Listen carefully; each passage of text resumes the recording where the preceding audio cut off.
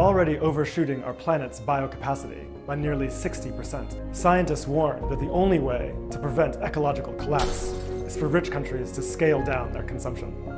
This is called planned degrowth.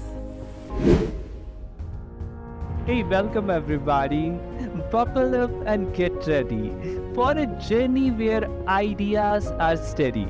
We are driving into the world of degrowth, a concept that challenges not to loathe.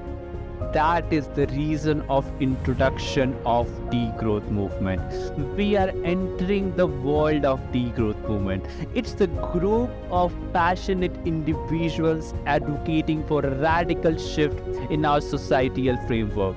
They believe it's time to redefine progress and live within the limits of nature.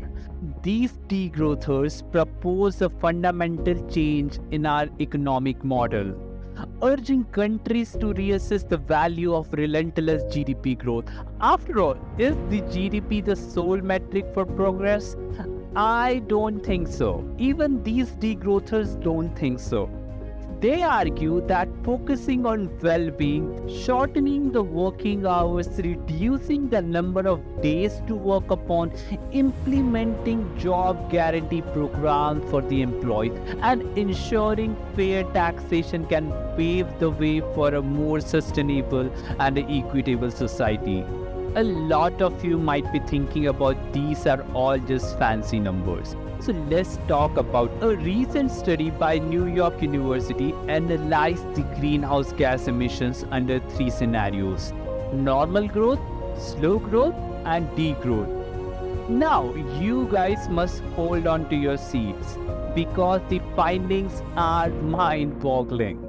In a business as usual scenario as it is happening right now, so whatever the emissions at this present level will increase to a staggering 77%. And let's talk about the good part, the degrowth scenario. In such a scenario, the greenhouse gas emissions would plummet by a jaw-dropping 78%. Can you believe it?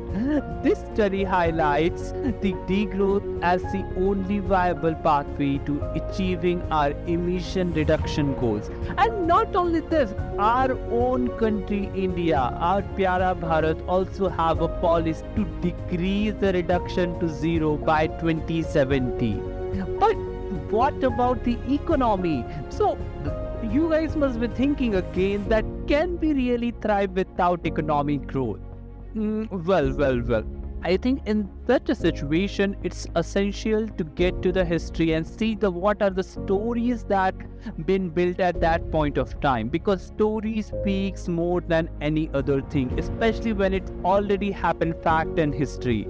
In Asian civilization like Egypt and Byzantium and even Europe before the Industrial Revolution I'm talking about, these periods saw little or no growth in terms of economic development. And guess what? These countries survived. There were challenges along the way, but resource scarcity doesn't have to be the end of the world. It's about finding the right balance and making wise choices. Now a question arises, should India get into this degrowth movement? I want to address this burning question as it is very important. I think the degrowth movement should not be limited to any countries. One thing that we might be doing, because this degrowth movement can impact the developing nations like India with poverty and increased unemployment. What we must be doing is that the developed nation should come forward and reduce their emissions while also supporting the developing nation in terms of technology, finances, loans, grants, freeways, and much more. So lots of thanks to you for giving me time. Have a nice day. Shabak Khair. Shubh Ratri everyone.